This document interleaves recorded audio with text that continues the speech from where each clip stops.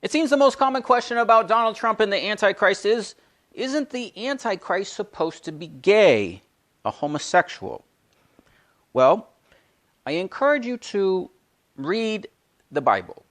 I encourage you to do your research before you just blurt out things on social media, going by certain assumptions. Here we are in Daniel chapter 11, and verses 6 through 39. And there's a context here, guys. You cannot just take a scripture out of context and come to some conclusion. Clearly what we have is the Antichrist, the son of perdition, in Daniel chapter 11, verse 36. And the king shall do according to his will. He shall exalt himself and magnify himself above every god. You can see that we're underlying God. And shall speak marvelous things against the God. 2. Of gods. 3. And shall prosper till the indignation be accomplished. For that he is determined shall be done. Neither shall he regard the God. Number 4 times God is listed. Of your fathers. Nor the desire of women. So, this is the conclusion. People say, well, he doesn't have the desire of women, so he must not desire women, so he must be gay. He must desire men. But that's not what this is saying, guys. Nor regard any God. 5. For he shall magnify himself above all. In his estate he will honor the God. What is that? 6? 1, 2, 3, 4, 5, 6. Of forces. A God. 7. Whom his fathers knew not. And shall honor with gold and with silver and with precious stones and all the pleasant things. Thus shall he do in the strongholds with a strange God. 8. So 8 times God is mentioned. So what this is not talking about a desire from women. In the Hebrew, guys, there's words that are feminine and masculine. Okay? So, for example, you could have a name. Let's say your name is David. Okay, and you're a male. You're called David. Let's say you're a female. Your name would be Davidka. Okay, you add a ka sound at the end, and now that name, we know when you say Davidka, that's a female. Okay, and there's many words in the Hebrew that are masculine and feminine. When it comes to God, there's no feminine word for God. So what Daniel is doing, he's talking about gods. He's talking about different gods. The God of your fathers, the God, you see it 8 times. So the gods is women. They're female gods. They're female entities. Okay? But there's no word for gods in the feminine. So he just says desire for gods, but he's referring to women. So he uses the word women. So here in the context, it's gods. Okay? And there's many types of gods that Solomon worshiped. Ashtaroth, Ishtar, and all the pagan gods. Okay? That's what this is talking about. Now, if you still don't believe this interpretation, it's very clear in the context of 1, 2, 3, 4 verses. In just 4 verses, the word God or gods in the Aramaic is used 8 times. That's what it's talking about here.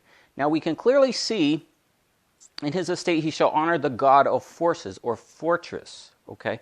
A God whom his fathers knew not, he will honor with gold and silver and precious stones. Now, we'll have to look actually at another version, and I encourage you to get this. The Bible Hub version gives us a little more information. We're going to get to that in a second, but what this is talking about is 2 Thessalonians chapter 2.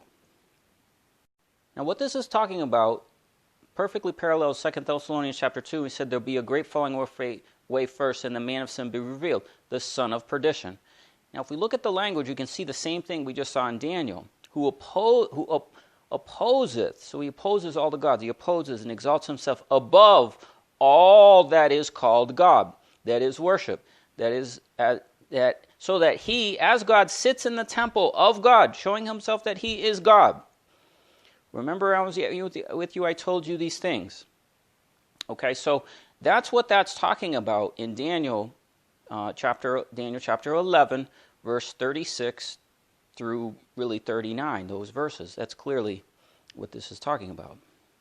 Here in Bible Hub we have Daniel 11:37, and the God of the fathers, neither shall he regard nor desire of women, and any god nor regard, for above all of them he shall exalt himself. So what we're reading is we're reading directly. Of course, Hebrew goes from right to left, okay? But let's take a look at this word, emda, in Aramaic, and see what it says. Okay, here's this word, kemda, and we're at the concordance, and if we look, we can see there's a section here. This is called Brown, Driver, and Briggs, and what they do is they analyze the various uses of this word in the context to describe what the word is being used for. So when we get to Daniel 11:37, you can see they clearly say the reference to some object of idolatrous worship, perhaps Adonis, Tammuz, Ew Bev, Astarte, or Meinh. So these are different goddesses. So even here they're attributing the usage of this word desire for women to be actually goddesses, idolatrous worship. Thus, we can clearly see the context of Daniel chapter 11, verse 36 through 8 is gods, other gods. And the women relates to female gods. So in Hebrew you have masculine and feminine words, and there is no feminine word for gods. So Daniel uses the word women. The concordance, of course, agrees with this. Apparently the reference of some object of idolatrous worship in the definition of desire. Perhaps Adonis, Tammuz, Ew Bev, Astarte, etc. Now if we go back to Daniel chapter 11, verse 36, he shall do according to his will, and the king shall exalt and magnify himself above every god. 1. Against the God of gods. 2 and 3. He shall speak blasphemies and shall prosper until the indignation be determined, shall be accomplished. And he shall not regard the God Elohi of his fathers, nor the desire of women.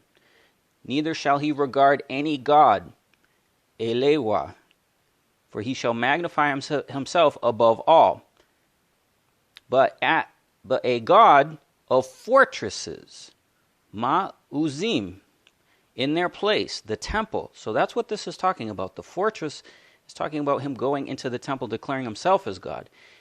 Shall he honor a God whom his fathers knew not, right? He shall honor with gold and silver and precious stones and desirable things. This is related to Mystery Babylon. So in Mystery Babylon, you see the gold, the precious stones, everything going into building the third temple. We have another video on that. So clearly we can see that this has nothing to do with the Antichrist being a homosexual or gay. It's dealing with gods and him not regarding other gods. And so there's no word for gods in feminine, so Daniel just says women, okay? Hopefully that's clear. Thanks for watching, and God bless you.